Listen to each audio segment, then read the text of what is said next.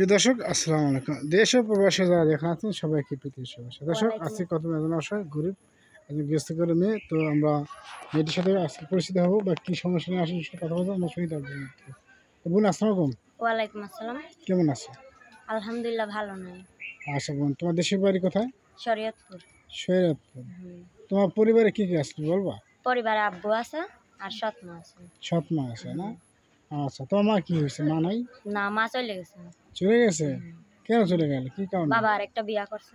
এই জন্য চলে গেছে না? আচ্ছা আচ্ছা আচ্ছা।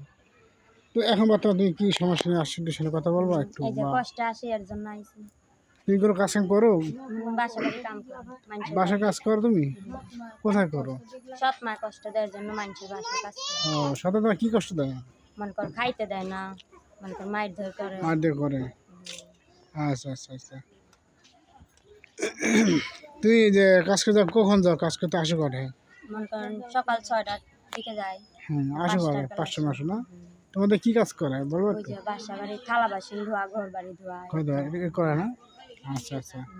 তো তারপরে কাজ তোমাদের করে যা টাকা পাই তাহলে আর ভাত খাইতেও দেয় না। কাজ কটা পাও তুমি? হুম?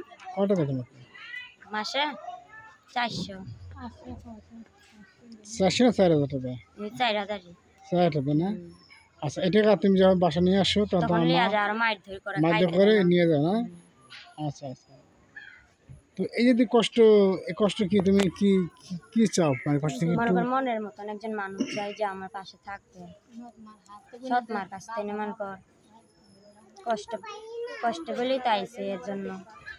আচ্ছা আচ্ছা। তোমার সাথে অনেক খারাপ আচরণ করে না? অনেক খারাপ আছে। আচ্ছা, তুমি কি লেখাপড়া করতেছো এখন বর্তমানে? না, পারো আমার না? টাকার অভাবে লেখাপড়া করানো সব। ও, তোমার বাবা ভর্তি দেয় না? আচ্ছা আচ্ছা। তোমার এখন বয়স কত চলতেছে? 16। 16 বছর।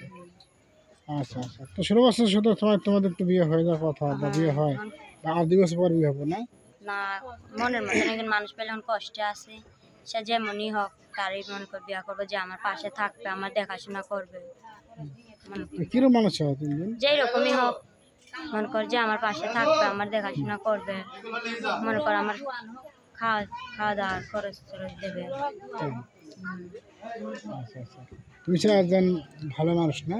একজন ভালো মানুষ চাই। আচ্ছা। তোমার তো বয়স এখন অল্প বয়স, তুমি কিরকম বেশি বয়স না কম বয়সে তুমি চাও? এখন মনে করেন যে কষ্ট আছে, এখন যেই মানুষ পাই মনে কর যেরকমই হোক একজন মনের মতো মানুষ পেলে বিয়ে বসে তো বন্ধু, তোমার সাথে নাম্বার আছে? মোবাইল নাম্বার আছে। নাম্বার দেবো একটু? দিতেছে। তো দর্শক আমি নাম্বার বলে দিচ্ছি। তো নাম কি বলছিল জানো? বর্ষা। বর্ষা। তো বর্ষা নাম্বার আমি বলে দিচ্ছি। দর্শক ভাই আপনারা দিতে পারবেন, সহযোগিতা করবেন। নাম্বার স্ক্রিন দেওয়া থাকবে। আমরা কেউ খারাপ মতো করবেন, খারাপ ভাষায় কথা বলবেন না। এই যে আমার ফোন নাম্বার। আচ্ছা, তো দর্শক আমরা বলছি 0133259195। দর্শক আমরা বলছি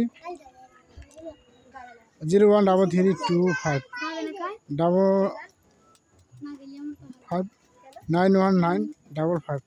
তখন আমরা বলছি 0133259195।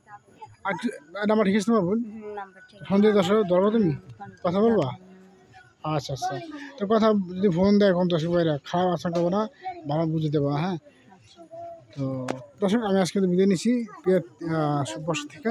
বর্ষা নাম্বার আমি বলছি 0133259195। এই বলতে বিদেশি আল্লাহ হাফেজ। আপু তোমার কিছু বলবা? না। আচ্ছা, তো ভালো হবো। আল্লাহ হাফেজ। আসসালামু আলাইকুম।